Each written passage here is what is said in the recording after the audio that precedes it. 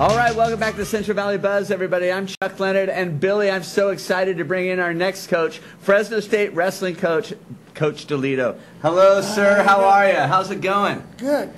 First off, thanks for coming down. Okay, No you're a local legend here in Fresno, and I just want to first off start off by getting some of your background. Where were you born?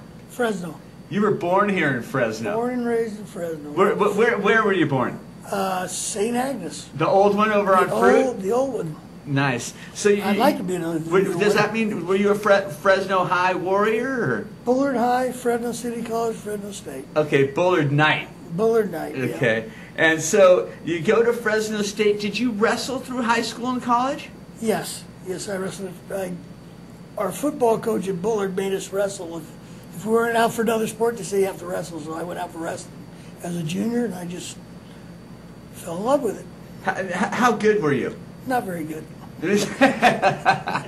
Not very good. I mean, I wasn't near as good as some of the guys I coached, let's put it that way. I got better as I got older, but I was very average. So then you go to Fresno State and you become a teacher. Yeah, well, basically I went to Clovis High. Okay. I was at Clovis High for 10 years, and I had a lot of success coaching there. And Russ Sloan came out one day and says, "You want to be a wrestling coach at Fresno State?" I says, "What do you mean? Do I apply?" Or he says, "No, you can have the job." I said, "Well, yeah, I'll do it." So you're at Clovis High as the wrestling coach for 10 years? Yes. And you take their program and it does pretty good? Yeah, we did good. Okay.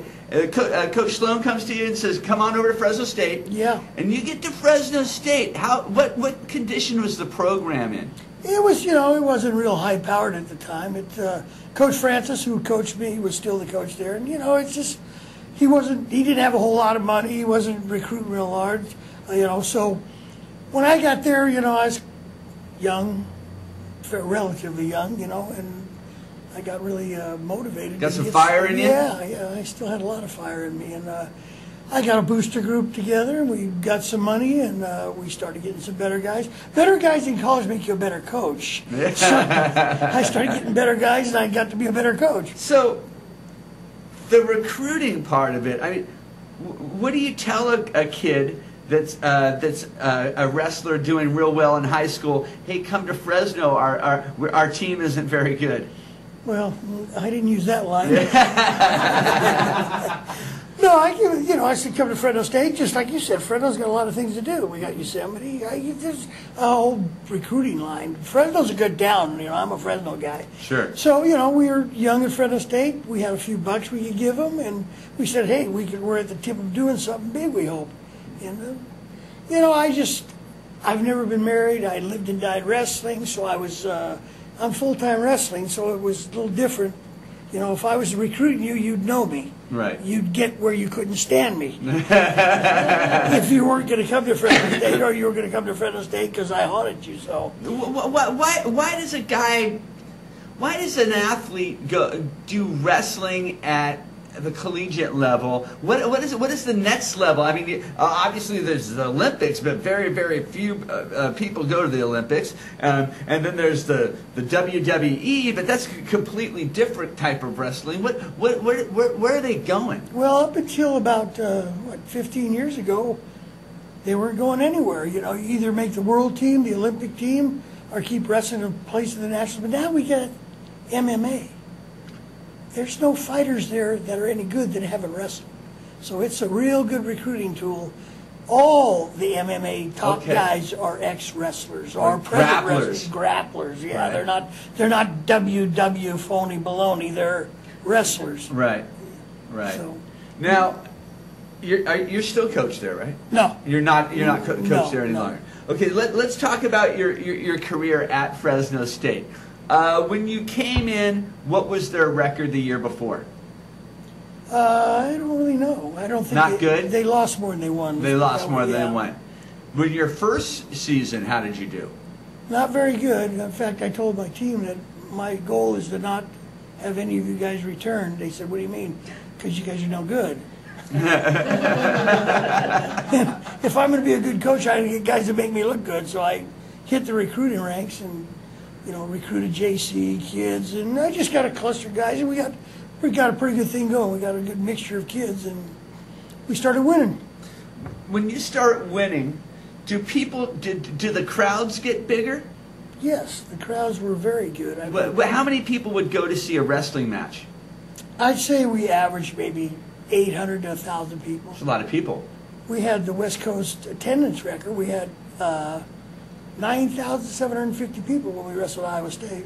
No kidding. At the Save Mart Center, yeah. So wrestling is really popular in this valley. You know, it's very strong.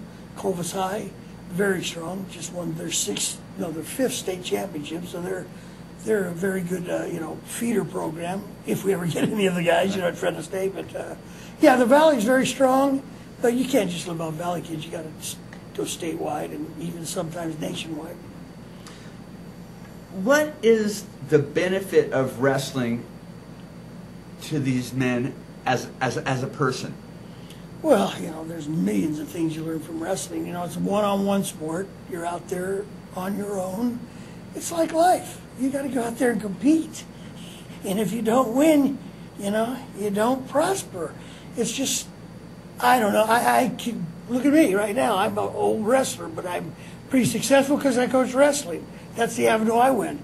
But I have my nephews are in business, and they say they use wrestling every day in their lives. Really? Sure. Like what? Pablo Sainz out here. He uses wrestling every day of his life, probably. Mm-hmm. Maybe every other day. But, I can't, it's hard for me to put in words right now. If I run it down, I can tell you.